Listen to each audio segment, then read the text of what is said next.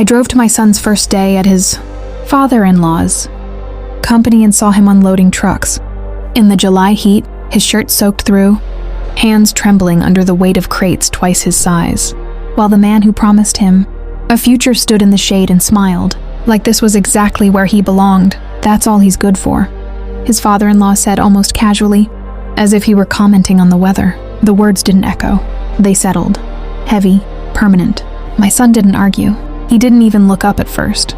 He just kept lifting, jaw clenched, shoulders tight, like dignity had become something he had to carry too. His wife stood a few steps behind her father, silent, arms folded, not conflicted, not ashamed, just still. Then my son saw me, and everything he'd been holding back cracked in his eyes. Not weakness, not defeat, recognition. He knew I understood exactly what had just been taken from him, and who had taken it. The heat pressed harder against my skin, but something colder settled in my chest. I didn't say a word. I turned, walked back to my car, closed the door gently, and made a single phone call. I've spent most of my life being the man people underestimate on sight. Not because I lacked ability, but because I never felt the need to announce it. I built my business quietly, one contract at a time, while louder men took credit for less. I learned early that power doesn't need to raise its voice. It just needs to be patient, precise. My son grew up watching that. He wasn't like me, not entirely. He believed in fairness more than strategy, in love more than leverage. When he married into that family, I saw the imbalance immediately. Wealth that spoke too loudly, pride that needed witnesses, a father-in-law who measured worth in obedience, not character. I warned him once carefully. Not to stay away, but to stay aware. He smiled, said, "It'll be different with me." I let him believe that. Some lessons can't be inherited, they have to be lived. Still, I kept a distance that wasn't really distance. I made sure doors remained open, even if he never knew I held the keys. When his father-in-law offered him a position in the company, I didn't interfere, because I recognized the setup, not an opportunity, a test of how much humiliation he would tolerate before remembering who he was, and whose son he had always been. It hadn't started with the trucks. It started with a title that sounded respectable until you looked closely. Operation support. Vague enough to mean anything, small enough to mean nothing. His father-in-law had announced it over dinner, smiling just a second too long, as if waiting to see whether my son would notice the absence of real authority behind the words. At first, the slights were easy to miss. Meetings scheduled without him, then rescheduled without telling him. His ideas acknowledged with a nod, then repeated 5 minutes later by someone else, and praised as if newly discovered. A desk placed just outside the main office, not inside, not quite part of the room where decisions were made. "Learn the ground level first," his father-in-law would say, resting a hand on his shoulder that never quite felt supportive. "It builds character." The tone was always calm, reasonable. That was the clever part. Even his wife played along in small, quiet ways. A glance that lingered too long when he spoke. A silence where there should have been support. Once she corrected him in front of others, not harshly, just enough to tilt the room against him. No one raised their voice. No one had to. By the time he was asked to help out with unloading shipments, just temporarily, just to understand logistics, the pattern was already set. Each moment on its own was harmless. Together they were something else entirely. The call I made from the car wasn't loud or dramatic. It didn't need to be. By the time I hung up, the outcome was already in motion. But the decision that had been building long before that moment in the heat. I sat there for a few seconds after ending the call, watching through the windshield as my son lifted another crate. Slower now, careful. Not because he couldn't carry it, but because something inside him had shifted. The kind of shift that comes when a person finally understands they've been placed somewhere on purpose, and not for their benefit. That was the moment. Not when his father-in-law spoke. Not when his wife stayed silent. But when my son stopped expecting it to change.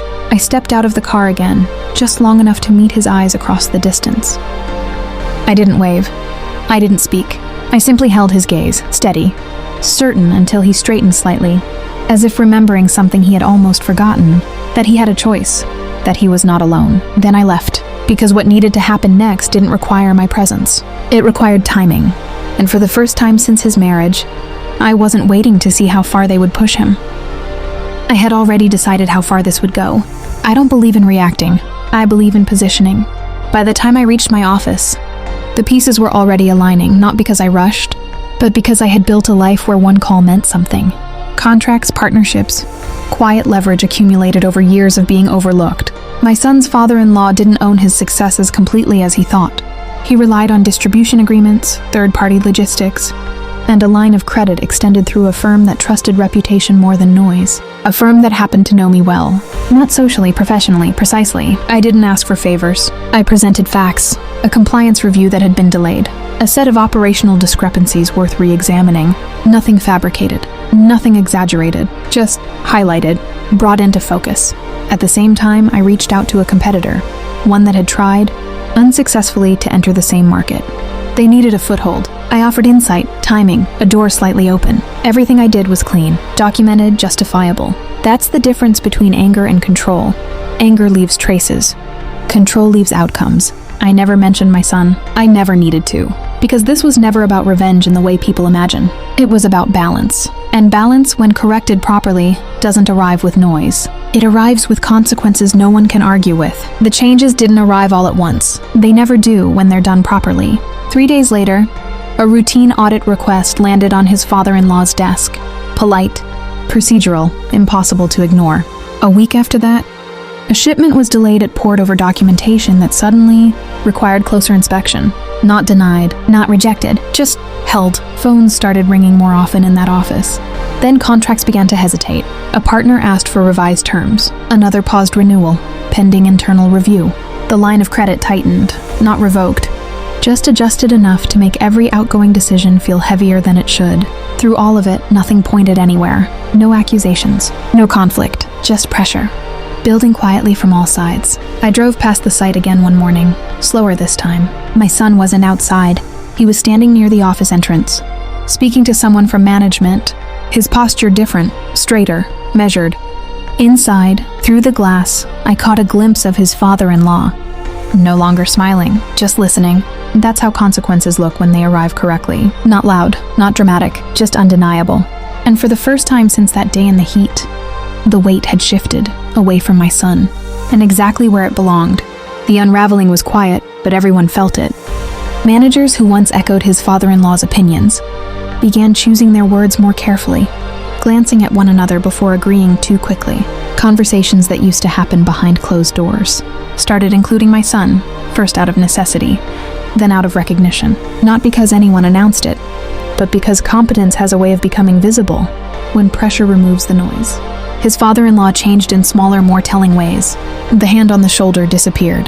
The casual remarks stopped. Even his posture shifted, less certain, more watchful.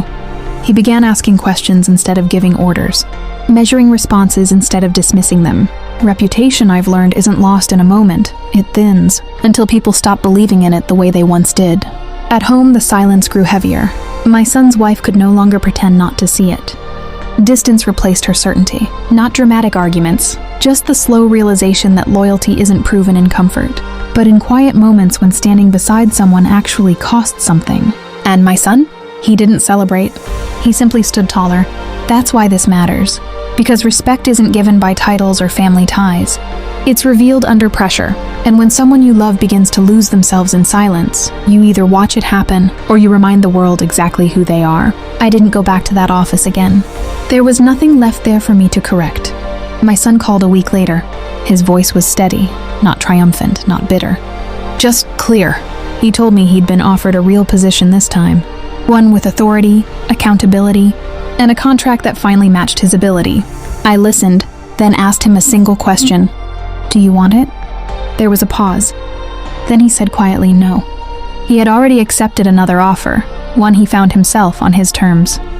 Smaller company, less noise, more respect. I could hear the difference in him, not in what he said, but in what he no longer needed to prove. We didn't talk about what I had done. We didn't need to. Some actions are not meant to be explained. They're meant to restore, balance, and then disappear. As for his father-in-law, I hear things now and then. Adjustments, restructuring, careful rebuilding. Nothing dramatic. Just a man learning, slowly, that control without respect is temporary. And me, I return to my quiet life, where power doesn't announce itself. Because in the end, I didn't teach them a lesson. I simply reminded my son of something more important. that dignity isn't given by the world, it's protected by those who refuse to let it be taken.